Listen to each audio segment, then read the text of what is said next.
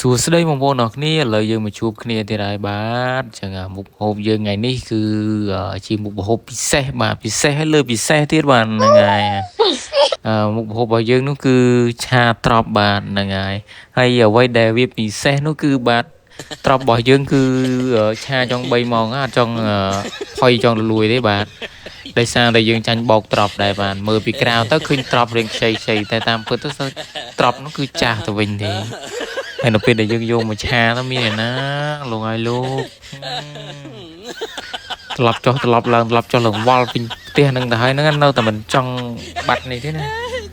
នៅតែមិនព្រមចង់លលួយទេណាអូខេឥឡូវយើងមកតាមដានទៅតោមួយការធ្វើរបស់យើងណាដោយសារតែឆាត្រប់របស់យើងគឺយើងលាយជាមួយនឹងអាស្បែករបស់វានេះអាស្បែកហ្នឹងគឺនៅពេលដែលយើងលាយឆាមួយត្រប់ចឹងគឺវាមានរសជាតិឆ្ងាញ់ហើយមួយទៀតបើសិនជាយើងយកអាស្បែកហ្នឹងបើសិនជាយើងយកទៅគេខប្រហុកវិញគឺរឹតតែឆ្ងាញ់ទៀតបាទហ្នឹងហើយអាស្បែកហ្នឹងណាអានេះយើងធ្វើការលាយសាច់ពីលើបន្ថែមទៀតហើយសាច់របស់យើងយកទៅចិញ្ច្រាំ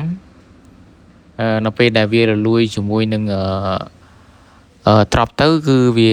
មានរសជាតិឆ្ងាញ់អញ្ចឹងណាប៉ុន្តែអ្វីដែលសំខាន់នោះគឺត្រប់របស់យើងគឺស្វិតងាំងតែហ្មងបាទហ្នឹងហើយគឺឆានេះឆាឡើងចេះតិចម៉ោងទេទ្រាំតែបានឆ្អិនហ្នឹងហើយវាពិសេសត្រង់ហ្នឹងឯងបាទហ្នឹងហើយមុនដំបូងគិតថាយើងមើលត្រប់ទៅគិតថាវាមើលទៅដូចជាមិនគិតថាវាចាស់ទេប៉ុន្តែត្រប់មើលខាងក្រៅគឺលក្ខណៈខ្ចីតែពេលយើងយកទៅឆាមានណាត្រប់ទាំងអស់ហ្នឹងគឺស្វិតជាទីបំផុតបានតែក៏មិនដែរ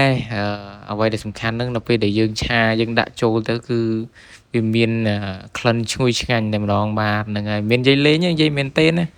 ឃើញរូបនៃការឆាហ្នឹងវាចង្អៀងចង្អាងអញ្ចឹងមានប៉ុន្តែ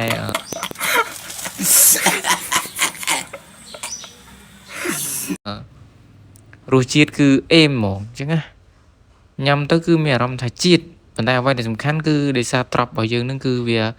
រៀងចាស់ពេកអញ្ចឹងណាចឹងហើយធ្វើឲ្យអារសជាតិរបស់យើងវាកាត់បន្ថយតាមនឹងដែរប៉ុន្តែបើសិនតែអ្នកខ្លះគេចូលចិត្តញ៉ាំរៀងស្វិតតិចអាហ្នឹងគេឆ្ងាញ់តែបើដូចខ្ញុំវិញគឺអត់ចូលចិត្តទេអាស្វិតចឹងចូលចិត្តអាផុយចឹងណាពេលញ៉ាំទៅវាធ្វើឲ្យកាពះពោះវៀនរបស់យើងមានដំណើរការល្អ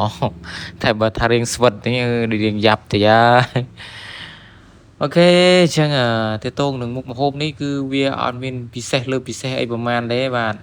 គាត់ថាវាពិសេសត្រង់ថាត្រប់របស់យើងនឹងគឺមើលទៅគឺតង់ដុលហ្មងបាទហ្នឹងណាអញ្ចឹង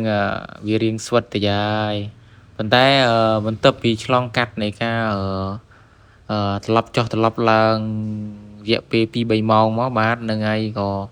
ធ្វើឲ្យត្រប់របស់យើងនឹងគឺនៅចុងក្រោយគឺអាចរលួយដែរបាទរលួយបាន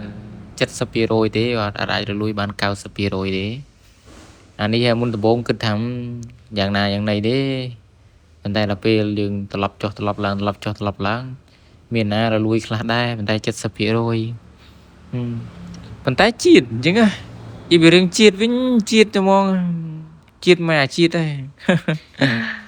អូខេអញ្ចឹងតេតងជាមួយនឹងវីដេអូយើងគឺមានតែប៉ុណ្្នឹងទេអញ្ចឹងណាដូចឃើញវីដេអូហ្នឹងអញ្ចឹងណាទ្រាំតែបានលលួយប៉ុណ្្នឹងវិញគឺត្រឡប់ឡើងវល់ពេញខ្ទះដែរណាអញ្ចឹងអរគុណច្រើនវីដេអូយើងមានប៉ុណ្្នឹងទេបាយបាយ